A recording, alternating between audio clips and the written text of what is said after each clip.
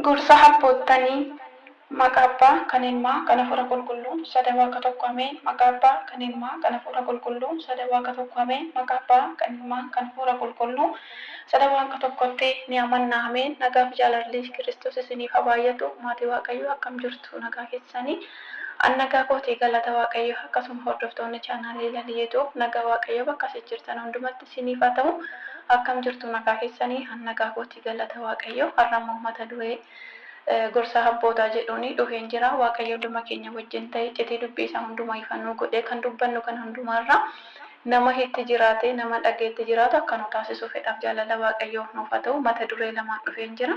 Mata duree inni tokkoffaan callisuun mata duree jedhu jalatti bifa dubbisaatiin wajjin ilaallee darbina. Waaqayyo gooftaan hunduma keenya nu haa gargaaru. Ameen. Callisuun jireenya hawaasaa wajjin jiraannu keessatti tarii callisuun ni ulfaata tahuu danda'a. Haa ta'u garuu callisuu danda'uu fi shaakaluun ni danda'ama. Yeroo tokko tokko akka nama dhugee machaa'e waan dubbannuu fi akkatti dubbannu wallaaluu irraa kan ka'e dubbii keenyaan nama hedduu hubaa oolla. Haa ta'u garuu callisaa keessatti namni karaa madaalawaa taheen yaada yoo callistee yeroo itti tasgabbiin rakkoo kee itti hiiktu argatta. Yoo callistee yeroo callistu keessa kee dhaggeeffatta, keessa kee hubatta. Bakka tasgabbii fi harraba tasgabbii hin qabne bira ta'aa ofii dhaggeeffachuun hin yaadamu. Namni kamuu holmaa isaa jireenya isaa adeemsa isaa madaaluu fi callisuun isa barbaachisa. Jireenya callisaa fi tasgabbii akka jiraannuu fi kitaabni qulqulluun waamicha nuuf dhiyeessa. Qulqulluun Phaawulos dubbateera. Jireenya tasgabbii yookaan callisuu jechuuni. Boqonnaa 4:11 jedha. Akkasumas callisuu jechuun cubbuu baay'ee hambisuu hin danda'a. Macaafa Lallabaa boqonnaa 10:4 jedha. Ogeessichis kallattii kamiinuu callisuun bu'aa malee miidhaa nurratti hin qabaatu. Namoonni jireenya isaanii keessatti callisuu hin dandeenye hafuuruma isaaniin balaa guddaatti seenuu danda'u. Dubbii itti aanuu hin yaadini.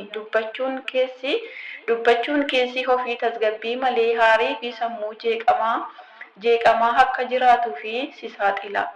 Nageenya dhabuu, mukaahuun, gadduu fi dhiphinni jireenya kee marsaa deema. Kabajni kee illee dubbii kee faana deema. Namni tasgabbii hin qabne nama wajjin waliigalteen jiraachuu hin danda'u. Duubatti nama hambisiisuu hin danda'u. Dubbattee nama amansiisuu hin dandeessu. Dubbachuu malee maal akka dubbatte hin beektu. Dubbii isaa ogummaa fi keessa hin qabu. Erga akkas ta'e eessan nama duratti kabaja argattare? Isa nama biyya mohuu gowwoota gidduu dhaabbattee iyyuu dhaggeeffachuu mannaa dubbii ogeessotaa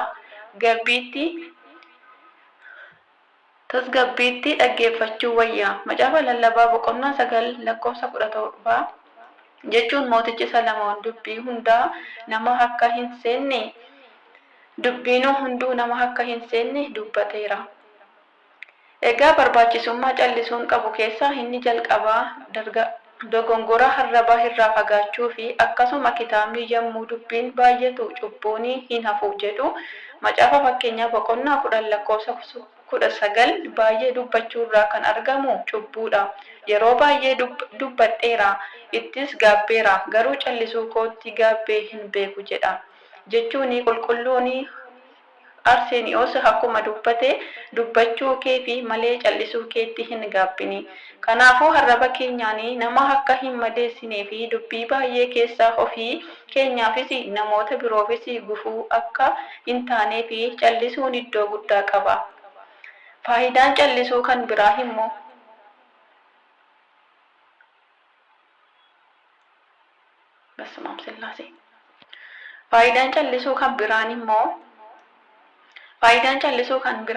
carraaqqii namaa dhiisnee Waaqayyoo fi carraa hojii akka kenninuufi nu gargaara. Akkuma macaafni qulqulluun dhaabbadhaa gocha Waaqayyoo isin fayyisuu fi taasisuu ilaalaa jedhu seera bahuu boqonnaa 14 lakkoofsa 13 irratti namni callisuu gocha Waaqayyoo argamuu fi itti ulfaatu akkasumas gooftaan siif hin lola ati immoo callistee jedheera waan ta'eef seera bahuu boqonnaa 14 lakkoofsa 14 irratti. Callisuu yoo barbaanne nama tasgabbiin akka dhaggeeffannuu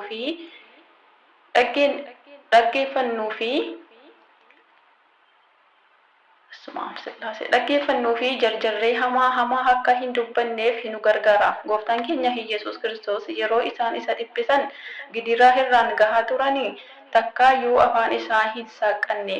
Isaayyaas boqonnaa 53 lakkoofsa 7 yeroo qorannoo fi fuuldura Qaayyaafaa fi Phiilaaxoosiin dhaabbatee illee hin callise. Callisuun isaa suni marti humna qaba ture. Callisuun isaa Phiilaaxoos nama qajeelaa kana irratti balleessaa hin argine hanga jedhutti humna kan qabu ture. Luqaas boqonnaa 23 lakkoofsa 14. Callisuun kadhannaa fi xiinxaluufis carraa kenna. Namni baay'ee haasa'u gonkumaa carraa kadhannaa hin argatu. Akkasumas dandeettii hojii hafuuraa keessaa hin qabu. Qulqulloota keessaa tokko namni baay'ee haasa'u keessi isaa duwwaa ta'uu isaa mirkaneessa jechuun hojii hafuuraa keessa isa akka hin jirre ibsa. Qulqulluun Arniyoos waa'ee callisuu fi adda baafamuu isaa yoo gaafatamanii ani yeroo tokkotti Waaqayyoo fi namoota wajjin ta'uu hin danda'u jechuu deebisaniif. Qulqulluu Yohaannis garaa keen akka dubbattuu fi arraba keen callisi. Waaqayyoon akka dubbattuu fi garaa kee callisi jedha. Nuti garuu dubbachuu malee callisnee dhaggeeffachuu bartee isaayyuu hin qabnu. Ameen. Waaqayyo gooftaan nu haa gargaaru. Waa'ee mata duree callisuu jalatti waan baay'ee akka barannu abdii guddaan qaba. Waaqayyo gooftaan hunduma keenya nu haa barsiisu. Hamma dhumaatti cimsee nu haa dhaabu. Yeroo tokko namni wanta guddaa irraa osoo hin taane wanta xiqqoo irraa wanta baay'ee barata wanta ta'eedhaa fi karaa dubbisaatiin wanta kana isiniif dhiyeesse jechuudha. Kanaaf Waaqayyo hunduma keenya nu haa gargaaru. Hunduma keenya waliin ta'uu fedhaaf jaalala Waaqayyo nuuf haa ta'u.